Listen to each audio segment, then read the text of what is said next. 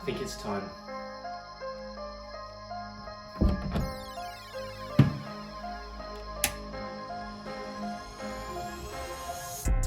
I think it's time you came out of retirement. What have you been doing down there? Just smoking cigars and drinking beers? Have you been watching any rugby whatsoever? Yeah, I've been watching rugby. I watched the URC, and I watched the Premiership final, and the Battle of the Finns, and yeah, I've been watching.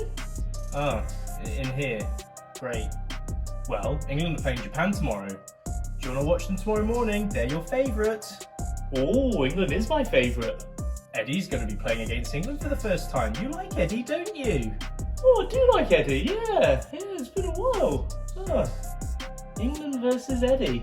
That couldn't possibly go wrong at all, could it? Oh yeah, okay. Cool. I'll see you tomorrow. Was there any punchline for this whatsoever? No punchline. Thought as much. Alright, see you tomorrow. So you don't have to be a smart ass, mate.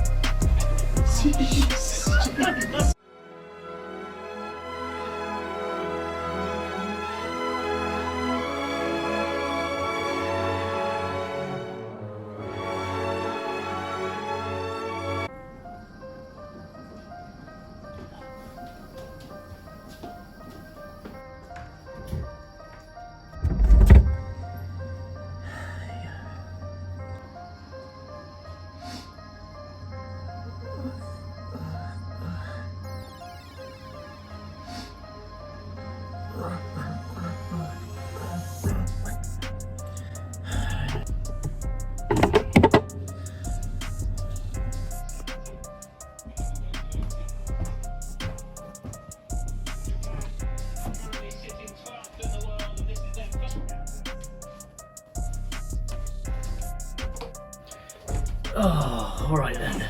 Let's go. Well, the new era for Japan sees them manage just 2 tries against England. Okay, so England beat Japan 52-17, and well, as an England fan, I'm quite happy with the result. I think there was always going to be a bit of a banana skin game, one with Eddie Jones obviously coming back and playing England for the first time. Feel like maybe they knew he would know how England would play and try to utilise that. I definitely felt within the first 15 minutes that there were gaps for Japan to exploit.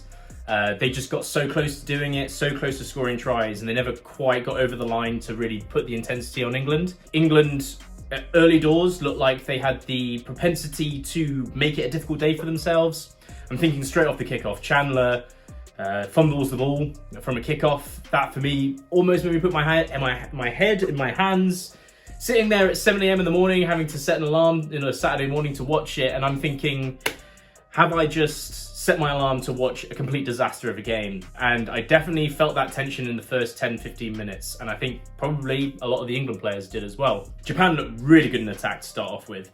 Beautiful runners they've got. I mean, they are playing a quick brand of rugby, which I'm a huge fan of. They are great with distribution, getting the ball out wide, hitting lines as well. They've got great pace, decisive decision making. They clearly came with a game plan. They wanted to run England off the park. They wanted to constantly keep the pace of the game going, quick taps. Maybe once in a while the quick taps were a bad idea because I think at one of them they quick tapped it, then tried a 50-22 and didn't hit the touchline. But for most of it, it was a good idea. Quick lineouts, keep the pace going. They obviously, with the heat, they wanted to test England's fitness. They felt like that would be the edge that they could beat England out. Unfortunately, it didn't work for them, but it was really, really positive.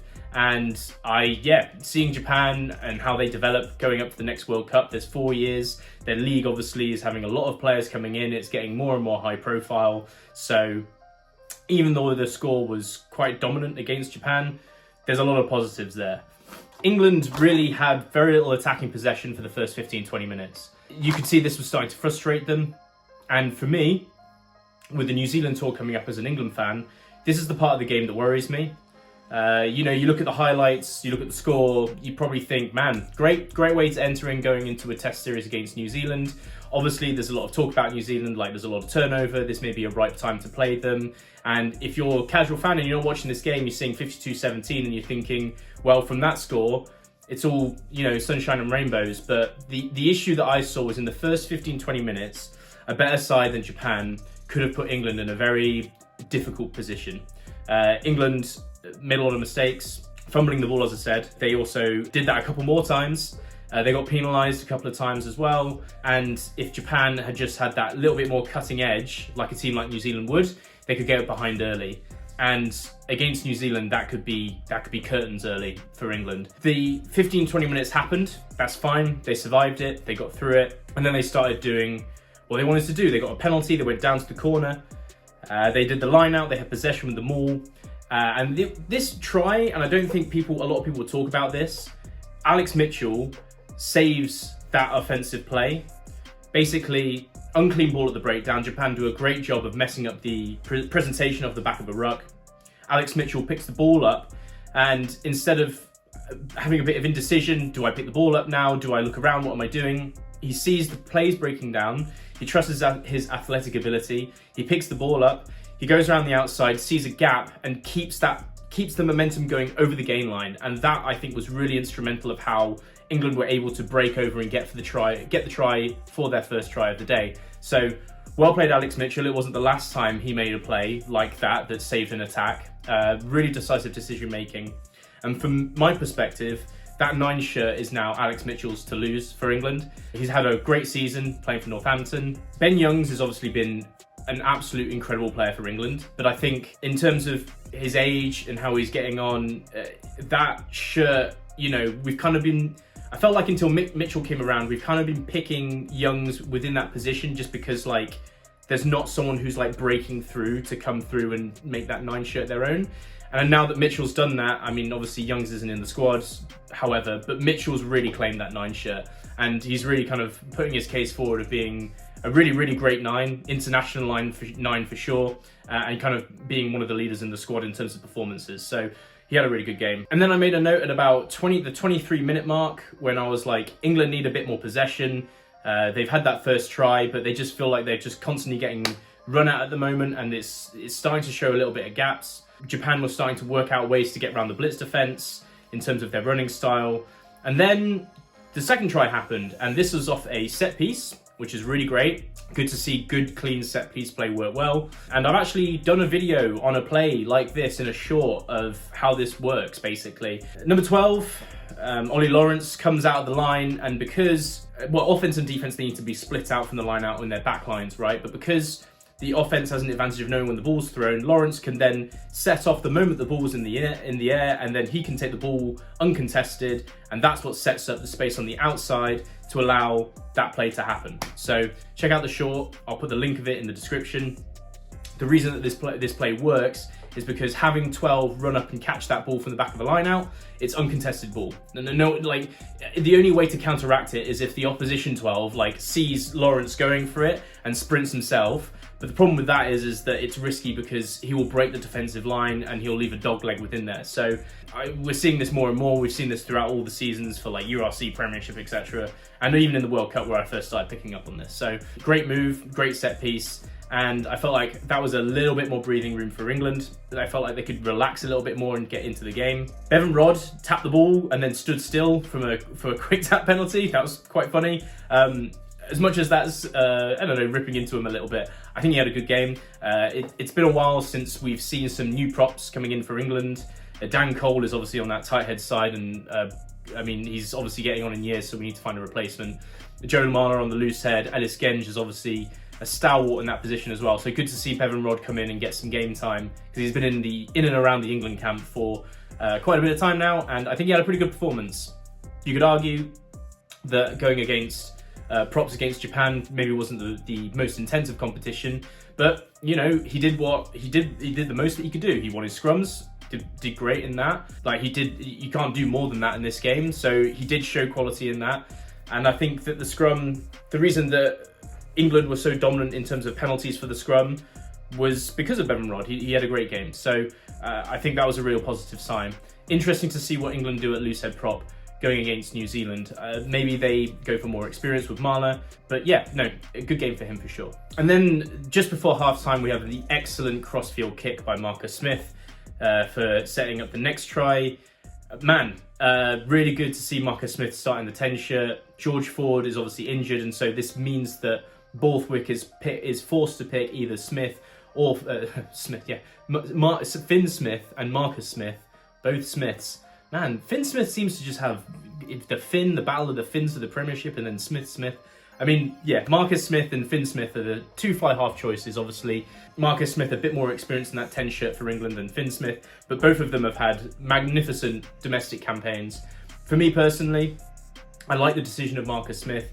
I think, for me, Marcus Smith brings more creativity than Finn Smith does. I'm not saying Finn Smith isn't creative. I think in terms of creativity, we're like here and here. Like Finn Smith has been fantastic in creating attacking opportunities for Northampton this year and really bossing the offense. But Marcus Smith, I think this year domestically, if you've been watching Quins, he's just taken his game to the next level. Basically, what you would expect out of Marcus Smith, for me previously, is for like 60 minutes of a game, maximum 60 minutes of a game. So somewhere between like, it could be anywhere from like 15 minutes to 60 minutes of a game. He'll be completely dominant and unstoppable, decision making on fire, kicks going all over the place, with incredible accuracy, bossing the offense, counter attacks from deep that are just unstoppable. And then he would have tendencies to not disappear. The game wouldn't go his way. Things would tighten up. It'd be turning more into a territory, a scrum, a maul, or whatever. I think the difference in Marcus Smith and what he's done this year is that gap of 15 to 60 minutes in every game where he's dominant, that is much more pushed towards like a full game, which I see more often than not in a full game he's dominant, and the lower spectrum is like over a half. So we're talking like 60 minutes of minimum like Marcus Smith dominance. So he played excellently. And it was great to see him do it in an England shirt as well. Not that he's not done that. He's obviously played very well at fullback. He's done very well at fullback for England and coming in and having that counter-attacking opportunities. But yeah, no, he's been great. So we had that try at half-time, excellent, and the score was starting to get away from Japan from a little bit. I really thought at that point that Japan were only a couple of mistakes from being within the game. There was a knock-on here when they were about to go in for a try, a mistake there when they were about to go in for another try. And I was really impressed. I think there is an element of inexperience with them. I think once they went down 2 scores, I did notice kind of like the defensive responsibilities dropped down a little bit. It's to be expected. I mean, you've got a fullback in there who's never even played a professional game of rugby. Once you notice that England are now getting ahead in the scoreboard, morale might drop a little bit. I mean, I've got no issues with it. You've got a young team, development, you're developing for the next 4 years. But yeah, I mean, Japan in general, I think positives for them, attack, beautiful. Some of the best attack I've seen for a while. I mean, not really. I mean, it's really good attack. I'll put it that way. I don't want to over-exaggerate it. Some of the lines they were running, the set-piece moves they had, decisiveness in attack, the running style, like, they have some powerful, quick runners all within that team. So that was really great to see. Defensively, you're looking at the score and you're thinking, well, I mean, what's the positives here? But if I'm being 100% honest, I think there was some impressive elements of Japan's defence. Yes, they left gaps. Yes, they let their heads drop. And so that's why the scoreboard got run up on them. But they did have a level of intensity in their defence in terms of physicality where, you know, there'll be points when England would try and like go for inside ball to a forward to try and get over the gain line, and Japan would smash them backwards. And we're talking on some of the big ball carriers like Ben Earl and stuff like that. I mean, Ben Earl's really become a great ball carrier. But yeah, I mean, defensively, the intensity's there.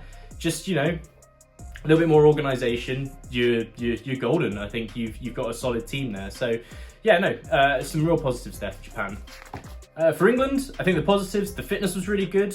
I mean, yes, there was a lot of players that came off after, you know, 40 to 60 minutes. So were they really tested to the extent of their limits? Maybe not. However, when Japan, who are obviously acclimatized to their own climate, a lot more than England were, and they were trying to run them off the park as much as they could in the first half. I mean, if you didn't watch the game, I'm not exaggerating, where any opportunity where it was a quick tap or to go quickly from every line out, penalty, free kick, Japan took it. Like, that's not an exaggeration. So there was no point where I felt like that player over there, you know, that even like with props and front rowers, he's looking a little bit slow. There's a gap in the defense there. And even in the Six Nations, there are examples of that. I don't want to name players. You can watch my previous videos. I have called them out in the past. But the fitness, I think, looked really good for England. Again, not tested to the extent of a full 80 minutes for some of these players. But from what you could see, good. Front row, played very well. It was to be expected. Japan, not that experienced in their 1-3s, but I think they had a very good game.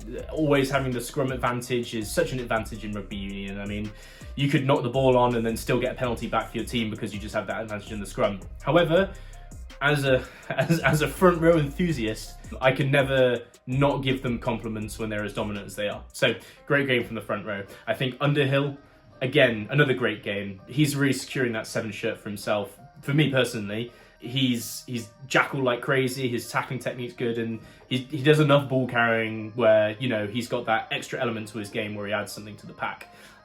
Which I think, other than Ben Earl, there's not a huge amount of ball carrying players within that pack. So really, really good.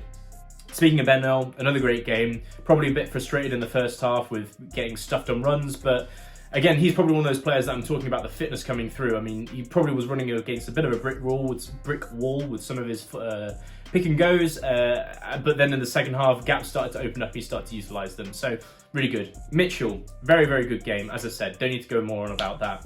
I think Slade, Feyi-Waboso, that combination on the outside, really, really good.